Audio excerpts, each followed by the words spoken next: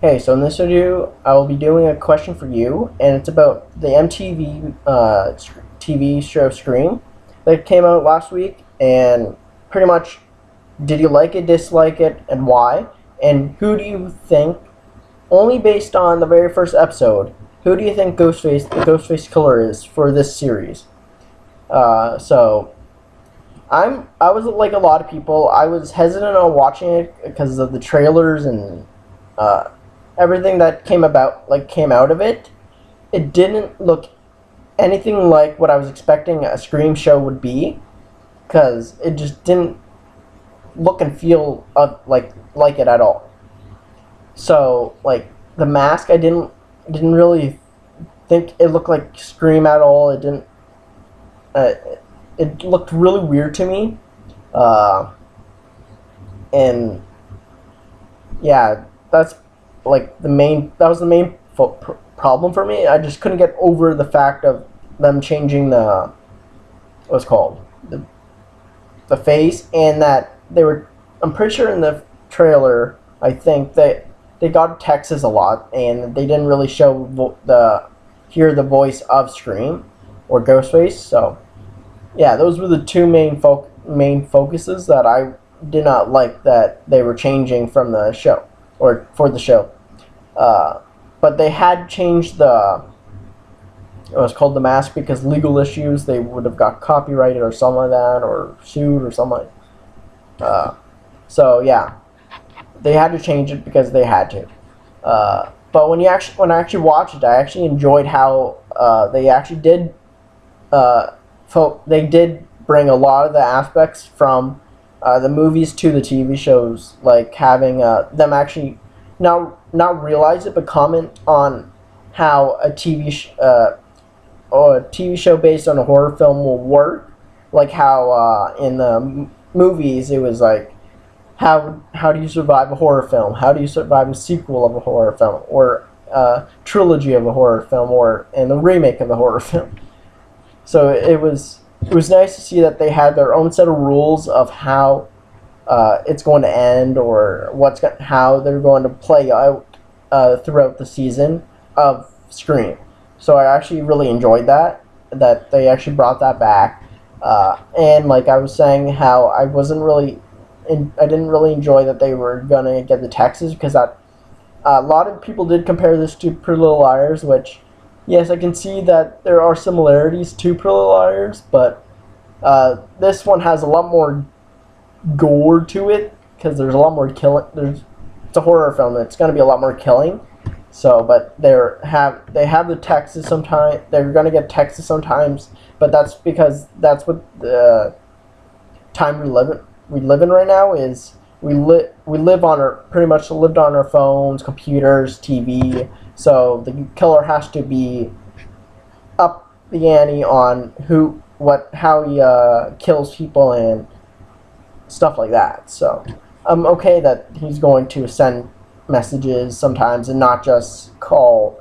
But I'm glad they did bring that to the show too. But as far as I understand, that they had to change that too.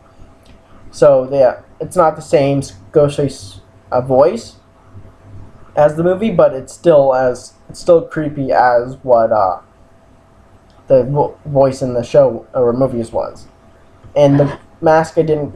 After a while, I got used to it. After looking at it, I can see what they're going for what the show is based off of what kind of story they're trying to do. So it's okay for me now. Yeah.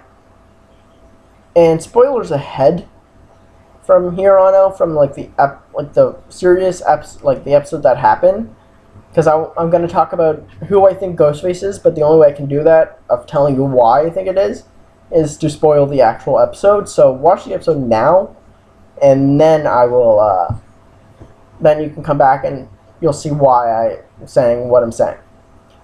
So personally, I think, just based off the first episode alone, no trailers, no nothing, no spoilers on Instagram, Twitter, or anything, but like I honestly think the Ghostface killer is going to be Riley, because it just doesn't. It felt weird to me that like she was the only one that felt generally sad about Nina's dying, even though everyone else like what was called Emma did, but no one else really felt like she was like felt sorry that she died or whatever like that. So it felt like she was trying to play off that she was sad, but she really isn't, and like she's the killer or something like that. But then throughout the episode, she's somehow she got involved into like it felt so random that she went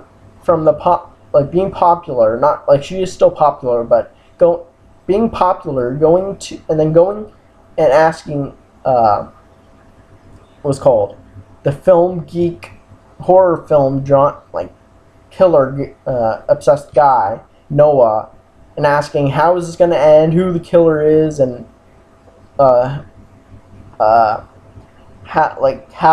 TV show could work, or a horror film would work as a TV show and stuff like that. And it felt like she's so invested in trying to figure out how a good killer could get away with it and what a killer nowadays would do, stuff like that. It just felt really weird that she did that throughout the episode, even till the very end. And I actually watched the episode a couple times. So, and I realized that by the end of the episode, we find out everyone that, like, even Noah said, everyone has secrets, everyone tells lies, and everyone is fair game. So it felt kind of weird by the end of the episode that only two of the people, that we met, are keeping secrets, or are not keeping secrets. I mean, like, because Riley is not keeping a secret, not telling any lies, as far as we can tell right now. And Keenan, I think that's his name, the new guy in town, that's the sheriff's son.